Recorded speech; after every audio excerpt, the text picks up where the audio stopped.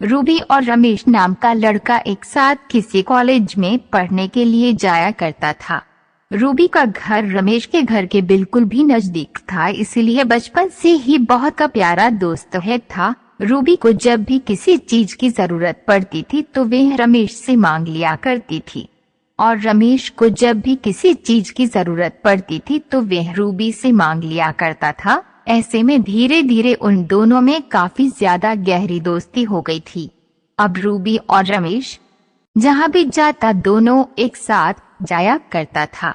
वह जब भी स्कूल में पढ़ाई कर रहा था तो दोनों साथ ही स्कूल में पढ़ते थे, और जब दोनों कॉलेज गए तो दोनों साथ में ही पढ़ाई कर रहे हैं। धीरे धीरे रमेश को रूबी की आदत लगने लगी थी, और हर रूबी को भी रमेश की आदत लगने लगे थे। दोनों के मन में कुछ और चल रहे थे, लेकिन दोनों ने कभी किसी को एक दूसरे को इस प्रकार से ना ही सोचा समझा था और ना ही बातचीत किया था। वह तो एक दूसरे को बस अच्छा दोस्त मानते थे, लेकिन दोनों के दिल में तो कुछ और था। लेकिन वह दोनों एक दूसरे को कुछ भी नहीं कह सकते थे। धीरे धीरे दोनों में हो ज्यादा गहरी दोस्ती होती जा रही थी। रूबी को हमेशा लगता था कि रमेश उसके लिए पूरी जिंदगी भर हाजिर रहेगा किसी भी काम करने के लिए। इसी कारण से वे जब भी कोई मुसीबत में पड़ जाती थी, यह तो रूबी को कोई काम होता था तो तुरंत ही है रमेश को घर से बुला लगा था काम करने के लिए। रमेश तुरंत ही खुशी खुशी उसके घर आकर उसका सारा काम कर दिया करता था। रूबी सोच रही थी कि रमेश जो मेरा परम मित्र है, ये पूरी जिंदगी भर मेरी ऐसे ही सेवा करते रहेंगे। रूबी आरमन शादी करने के लिए कहीं और हाँ, लेकिन वहाँ कहता था कि रमेश जब भी मेरे लिए कोई लगा ढूंढेगा तो ही मैं उसे शादी करूंगी। ऐसे में शादी की बात सुनते ही रमेश के मन में उसका पारा बहुत ज्यादा गर्म हो जाता था, क्योंकि हम मन ही मन रमेश रूबी से बहुत ज्यादा प्यार करने लगा था। आखिर ये प्यार तो होना ही था, क्योंकि वह भी सभी काम रमेश से ही करवाया करते थे।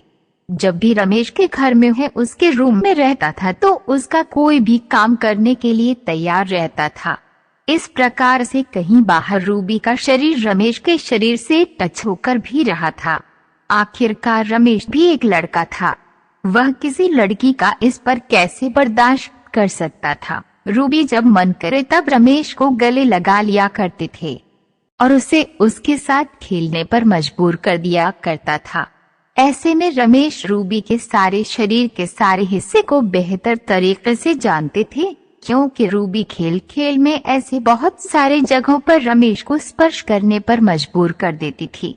जिस जगह पर हो और उसी को सिर्फ अपने पति को स्पर्श करने के लिए देनी चाहिए था। रूबी जब भी कभी नहाती थी तो वाहनों पानी पहुंचाने अथवा पानी लेकर जाने के लिए हमेशा रमेश को ही बुलाया करते थे। रमेश जब भी पानी लेकर उसके बाथरूम में जाया करता था, और रमेश जब उसके खुले बदन को देखता था तो अपने पत्नी के रूप में उसे स्वीकार कर लिया करता था। रूबी रमेश को अपना परम मित्र समझता था, और वे नहाते वक्त भी और नहा के आने के बावजूद भी रमेश से मस्ती किया करते थे। ऐसे में रमेश को आप बिल्कुल भी रहा नहीं जा रहा था। लेकिन रूबी जब रमेश को कहती है कि मेरी शादी कहीं और करने का मन है तो रमेश का दिमाग बहुत ज्यादा खराब हो जाता है। रूबी जब भी रमेश के सामने अपनी शादी की बात उठा देते तो और हमेशा अपने घर चला जाता था, क्योंकि किसी और से शादी करने के बारे में सोचने से ही रमेश का दिमाग एकदम गर्म हो जाता था। लेकिन रूबी का मन बिल्कुल भी ऐसा नहीं था। वह रमेश को केवल काम करवाने के लिए अपने साथ रखते थे। कुछ दिन बीत जाने के बाद रूबी के माता पिता उसकी शादी करने के लिए लड़की देखने के लिए जा रहे थे। इस बात की जानकारी रमेश को बिल्कुल भी नहीं थी। इनके स्कूल कॉलेज बंद होने के कारण रमेश और रूबी के घर बहुत कम जाने लगा था। जिस दिन और रूबी के घर वाले को उसके ही लड़का देखने के लिए जाने वाला था, उसी दिन रूबी रमेश को फोन करती है और कहती है कि मेरे लिए मेरे घर वाले लगा देखने जा रहे हैं, तुम्हारा वहां जाना अनिवार्य है, क्योंकि तुम हमारे सच्चे मित्र हो और जब तक तुम लड़का को नहीं देखोगे मैं शादी नहीं कर सकती हूँ। इतना सुनते ही रमेश का पारा एकदम गर्म हो गया। वह तुरंत ही तिलमिला उठा और फोन पर ही रोगी को कस के बोलने लगा। रमेश रूबी को बोल रहा था कि मैं कौन हूँ तुम्हारे लिए लड़का देखने जाऊंगा। मेरी तुम्हारी दोस्ती कॉलेज की में थी और अब नहीं है, ऐसे में हम अपनी मम्मी पापा को लड़का देखने के लिए भेज सकती हूँ, मुझे फुर्सत नहीं है जाने के लिए। रूबी को यह बात सुनकर बहुत ज्यादा उदास मन हुआ, क्योंकि रमेश के मन से और रमेश के मुंह से इस तरह की भाषा उसने पहले कभी नहीं सुनी थी। रूबी सोच रहे थे कि रमेश को आखिरकार क्या हो गया है जो इस प्रकार से हमसे बातें कर रहा है। आखिरकार रूबी के माता पिता उसका लड़का देखने के लिए घर से निकल पाते हैं, उसके बाद उधर से आते हैं, वहाँ पर रिश्ता फाइनल कर लेता है। रूबी के माता पिता घर आते ही रूबी से कहती है कि तुम्हारा शादी मैंने फाइनल कर दिया है, अगले महीने तुम्हारी शादी है, अब शादी की तैयारियां शुरू कर दो, क्योंकि 1 महीने किस तरह बीत जाएंगे किसी को पता नहीं चलने वाली है। ये बात सुनकर रूबी बहुत ज्यादा खुश हो जाती है और तुरंत ही फोन लगाकर रमेश को कहती है कि मेरी शादी अगले महीने फिक्स हो गई है, तुम शादी के बाद दिन पहले से ही मेरे घर पर रहोगे और यहाँ का सारा काम देखना होगा। इतना सुनते ही रमेश को बहुत ज्यादा गुस्सा आता है, वह बिना कुछ बोले फोन को काट देता है। आखिरकार शादी भी नजदीक आ गई थी। शादी में आप सिर्फ 1 सप्ताह ही बाकी था। उधर रूबी के घर रमेश का आना जाना बहुत कम हो चुका था।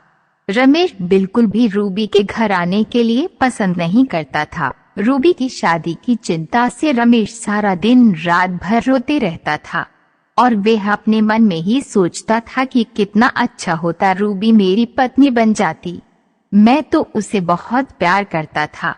पूरी जिंदगी में मुझे रूबी जैसी लड़की नहीं मिल सकती है, लेकिन पूरी बात ना बताने के कारण इस प्रकार का समस्या हुई है। अगर मैं पहले ही बता देता कि रूबी से प्यार करता हूँ, उसके बाद हो सकता था कि उसके माता पिता हमारी शादी के लिए राजी हो जाए, लेकिन अब तो रूबी की शादी फिक्स हो गई है, अब तो कुछ भी नहीं हो सकता है।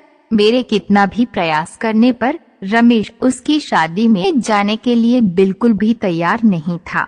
रमेश किसी बहाना बनाकर हुआ शहर से बाहर जाना चाह रहा था, क्योंकि रमेश को उसकी शादी में मतलब की है रूबी की शादी में जाने का बिल्कुल भी मन नहीं था। अचानक एक दिन रमेश रूबी को फोन करता है और कहता है कि शहर में मेरा कुछ काम है, मैं कुछ दिनों के लिए बाहर जा रहा हूँ, तुम्हारी शादी में उपस्थित नहीं हो पाऊंगा, मुझे माफ कर देना है। और रमेश को उठाकर हॉस्पिटल लेकर जाते हैं, लेकिन दुर्भाग्य था कि रमेश की जान नहीं बच पाती है और वह भगवान को प्यारा हो जाता है। इसी तरह से रमेश का प्यार अधूरा रहता है। उधर होली की शादी धूमधाम से होती है और वह अपने परिवार को लेकर और अपनी शादी को लेकर बहुत ज्यादा खुश रहती है। बीच बीच में कभी कभी रमेश की याद आती थी, लेकिन फिर भी रमेश के न होने के कारण वे उसे कुछ दिनों में ही भूल गए थे। लेकिन रमेश बिल्कुल भी ऐसा नहीं था, वे भगवान के पास जाकर भी रूबी